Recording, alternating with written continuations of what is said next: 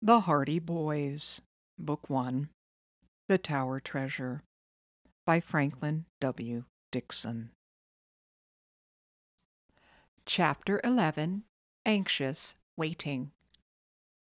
The suspect, the Hardys learned, was out of prison on parole. His name was John Jackley, but he was known as Red Jackley because when caught before going to prison, he had been wearing a red wig. "He lives right here in New York, and maybe he's back home by this time." Joe spoke up. "Let's go see him." Just a minute, boys," Mr. Hardy said, holding up his hand. "I don't like to leave Mother alone so long. Besides, in this type of sleuthing, 3 detectives together are too noticeable to a crook. This Jackley may or may not be our man, but if he is, he's probably dangerous. I want you boys to take the evening plane home. I'll phone the house the minute the thief is in custody." "All right, Dad," his sons chorused, though secretly disappointed that they had to leave. When they reached home, Frank and Joe learned that their mother had been working on the case from a completely different angle. Hers was the humanitarian side. "I went to call on the Robinsons to try and bolster their spirits," she said. "I told them about your trip to New York, and that seemed to cheer them a lot. Monday I'm going to bake a ham and a cake for you to take to them. Mrs. Robinson isn't well and can do little in the kitchen." "That's swell of you," Frank said admiringly. "I'll go." Joe told them he had a tennis match to play. "I'll do the next errand," he promised. Monday, during a change of classes, Frank met Callie Shaw in the corridor. "Hi," she said.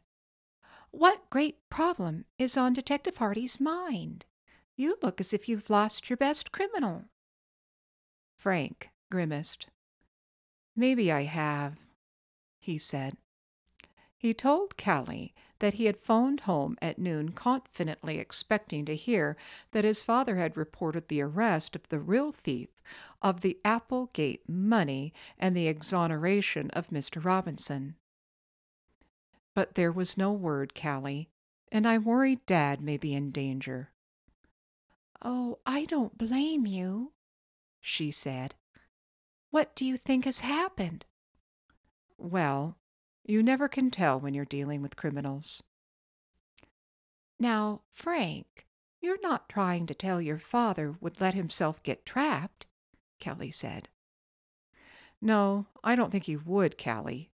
Maybe Dad hasn't returned because he still hasn't found the man he was looking for." "Well, I certainly hope that thief is caught," said Callie.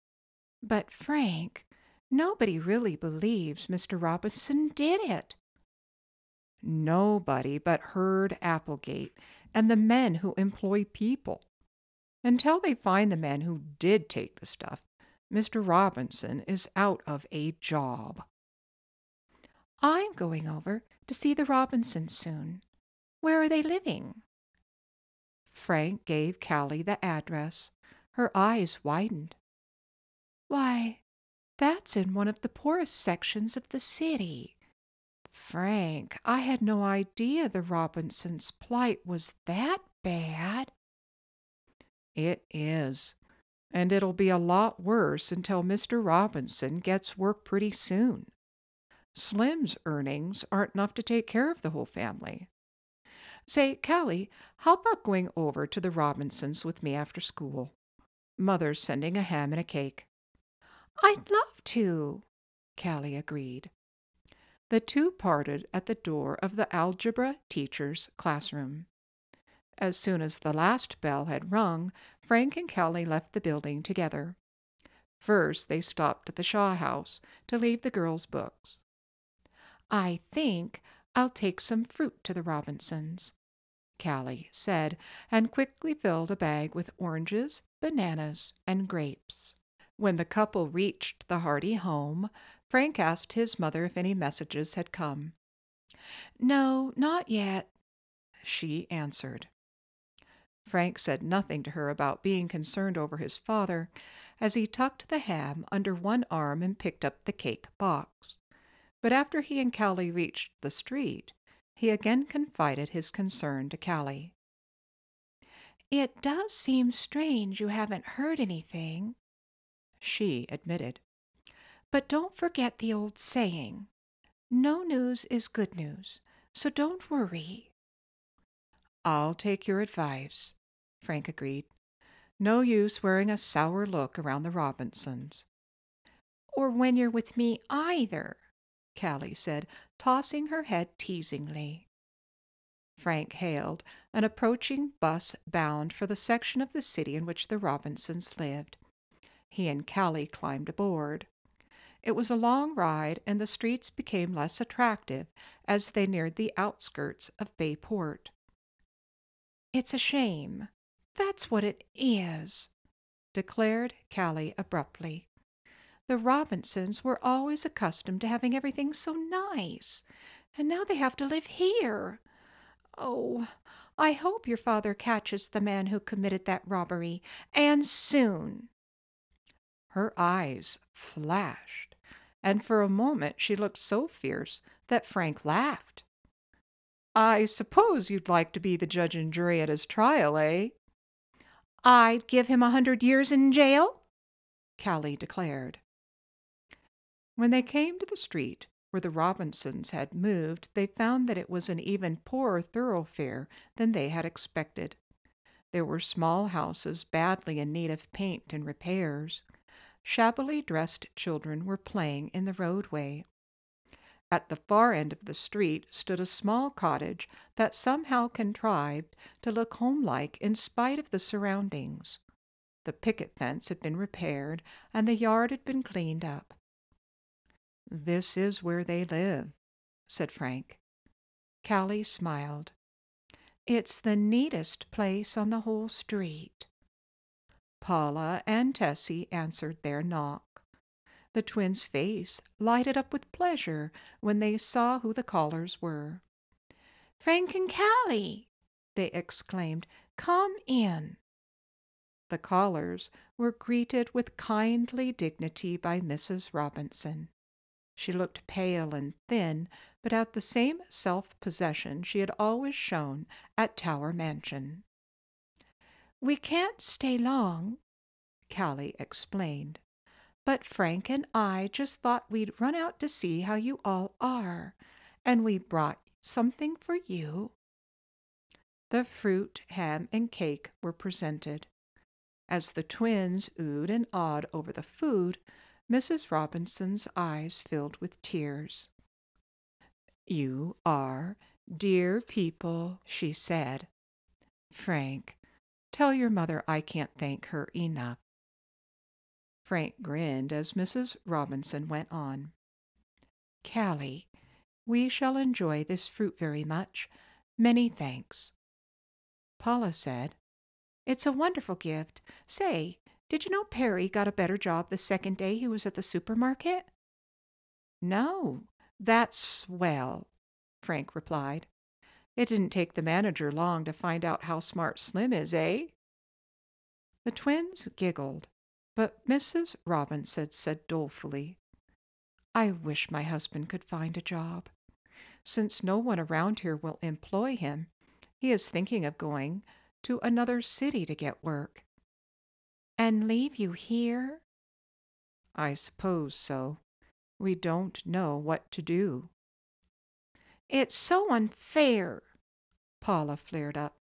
"My father didn't have a thing to do with that miserable robbery, and yet he has to suffer for it just the same."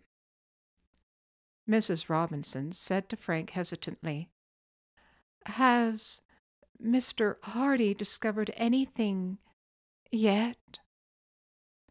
"I don't know," Frank admitted. "We haven't heard from him. He's been in New York following up some clues, but so far there's been no word." "We hardly dare hope that he'll be able to clear Mr. Robinson," the woman said sorrowfully. The whole case is so mysterious. I've stopped thinking of it, Tessie declared. If the mystery is cleared up, okay. If it isn't, we won't starve at any rate, and my father knows we believe in him. Yes, I suppose it doesn't do much good to keep talking about it, agreed Mrs. Robinson. We've gone over the whole matter so thoroughly that there is nothing more to say. So, by tacit consent, the subject was changed, and the rest of their stay Frank and Callie chatted of doing things at school. Mrs. Robinson and the girls invited them to remain for supper, but Callie insisted that she must go. As they were leaving, Mrs. Robinson drew Frank to one side. "Promise me one thing," she said. "Let me know as soon as your father returns. That is, if he has any news." "I'll do that, Mrs. Robinson," Frank agreed. "I know what this suspense must be like for you and the twins." "It's terrible. But as long as Fenton Hardy and his sons are working on the case, I'm sure it will be straightened out." Callie and Frank were unusually silent all the way home. They had been profoundly affected by the change that the Tower Mansion mystery had caused in the lives of the Robinsons. Callie lived but a few blocks from the Hardy home, and Frank accompanied her to the door. "See you tomorrow?" he said. Yes, Frank, and I hope you'll hear good news from your father. The boy quickened his steps and ran eagerly into the Hardy house. Joe met him. "Any phone call?" Joe shook his head. Mother's pretty worried that something has happened to Dad.